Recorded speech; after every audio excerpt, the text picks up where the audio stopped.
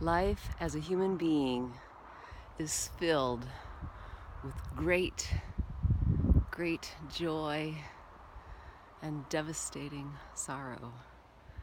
And as human beings, we all feel the full range of human emotion. And our survival as a species has been quite dependent on communication. So not only do we have language, but we have all kinds of verbal cues, intonations, we have facial expressions, we have bodily language, we have mirror neurons. So we have all these things so we can communicate and feel one another. Empathy, how beautiful is that? And so all emotion really is chemical reactions, chemical waterfalls in the brain.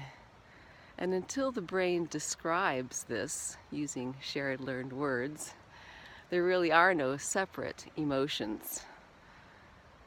Truly, heartache and love and joy and sorrow and longing are all really the same kind of heartache, aren't they? And simultaneously, as the brain describes what's going on with shared learned words, this thought stream paints a picture of mountains and trees and sky and morning. A beautiful story of you and your world. And if this story is believed in, then it feels like they're a separate you, apart from whatever else is going on, from life, basically. And so it is very painful because it feels like there is a you, a thinker of thoughts, a you, a feeler of feelings, a you, a doer of actions. And as self is this belief in separation, that you are separate from what's going on, from life, there is the belief in personal volition, that somehow you can manipulate or change what's going on, that you can somehow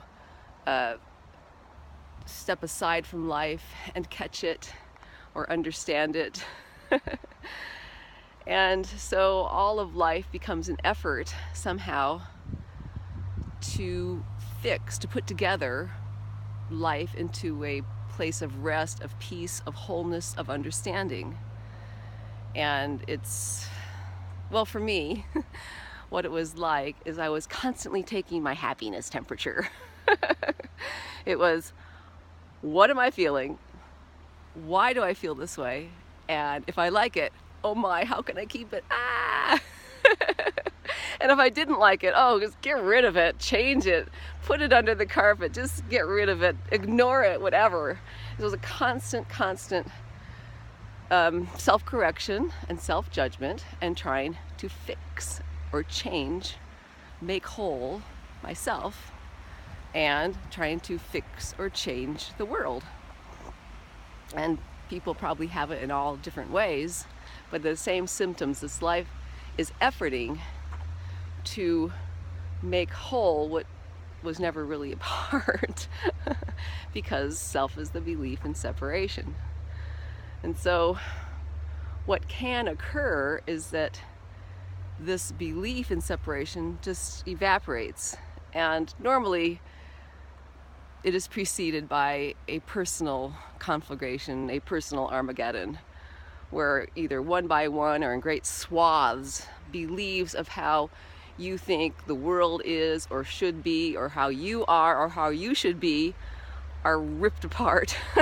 Like your skin's getting ripped out, your heart's getting ripped out, you're being eaten alive. And it is not a walk in the park. It is very painful. And in the end, either over time or quite suddenly, it can be realized that there are no separate things and there is no you separate apart from life. And yet this dream of separation continues to be told. It doesn't stop. It's not like the self disappears. It's just realized that the self never existed. And so it's realized that in this dream of separation, that is the only place that you exist, the only place where you love. Only with other people can you even find who you are. We exist only in these shimmering reflections, in these imaginary places of who we think we are. Without others, I cannot find myself. Without others, there is no love. Knowing that I'm imaginary character and that they are imaginary character doesn't change it. We still feel very, very deeply. But yet it's impersonal at the same time. And there's a marvelous sense of all rightness, of super completeness, of super perfection. It's like time dies and there's no more wanting better or more moments. This is just known to be it, and it's marvelous just as it is. And so with this realization is the fact that you know deeply always that you were never broken, that you never needed fixing. The world was never broken. It is perfect just as it is.